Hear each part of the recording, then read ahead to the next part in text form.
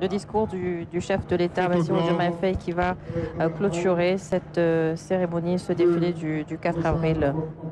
Cher Baba. Voilà, le chef de l'État qui va tout de suite s'adresser à la nation encore une fois à l'issue de ce 4 avril, son premier. Nous écoutons le chef de l'État, son Excellence M. Bassirou Diomaye Faye. Cher frère Adama Barrow, président de la République de Gambie, Mohamed Ould Cheikh El Ghazouani, président de la République islamique de Mauritanie, et Oumarou Sissoko Embalo, président de la République de Guinée-Bissau, Monsieur le vice-président de la République fédérale du Nigeria, Monsieur le président de l'Assemblée nationale, Monsieur le Premier ministre, Monsieur le ministre des Forces armées, Mesdames, Messieurs les ministres, Monsieur le chef d'état-major général des armées, Monsieur le haut commandant de la gendarmerie, directeur de la justice militaire, Mesdames, Messieurs les membres du corps diplomatique, officiers généraux, sous-officiers, officiers supérieurs, sous-officiers, militaires du rang, Mesdames, Messieurs, chers compatriotes, nous venons de célébrer avec éclat le 65e anniversaire de l'indépendance de notre pays à travers une très belle et riche cérémonie marquée par un défilé impeccable. Dans cette grande et splendide avenue que j'ai baptisée récemment Boulevard du président Mamadou Dia. Digne fils du Sénégal, Mamadou Dia fut président du Conseil des ministres du Sénégal à l'aube de notre indépendance, à qui revenait l'honneur mérité de prononcer le premier discours marquant le premier anniversaire de notre accession à la souveraineté internationale que nous célébrons aujourd'hui. Je tiens à remercier chaleureusement nos hôtes de marque qui ont bien voulu honorer de leur présence cette cérémonie, malgré leurs agendas chargés. Monsieur le Président et chers frères, Monsieur le Vice-président, nous sommes heureux de vous avoir à nos côtés. Vous êtes chez vous. Votre présence ici traduit notre attachement commun aux relations historiques d'amitié fraternelle, de parenté, de voisinage et de coopération conviviale entre nos pays.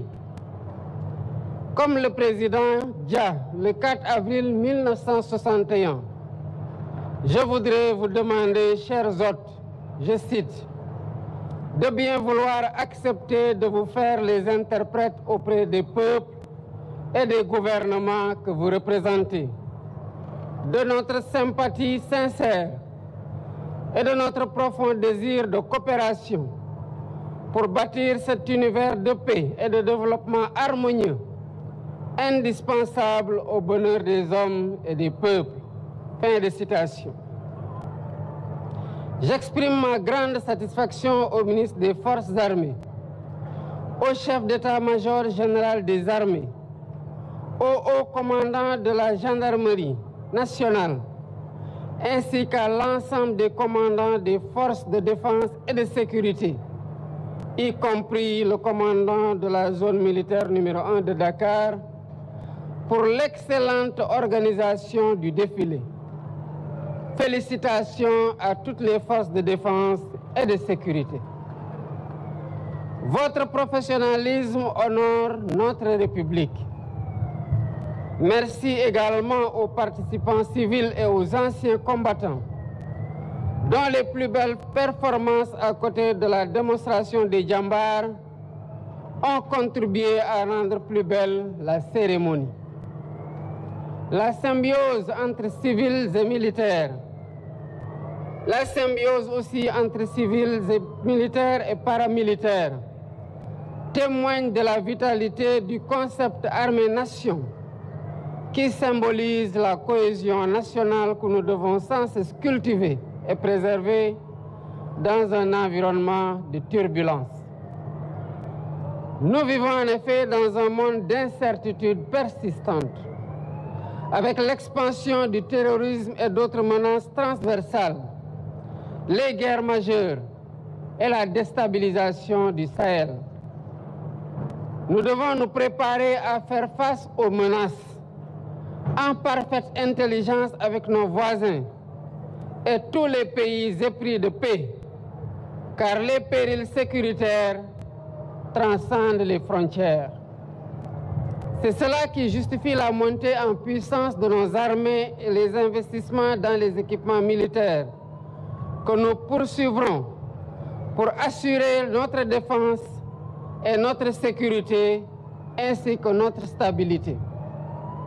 À travers le thème retenu cette année, nous marquons notre attachement à la souveraineté technologique et industrielle des forces de défense et de sécurité.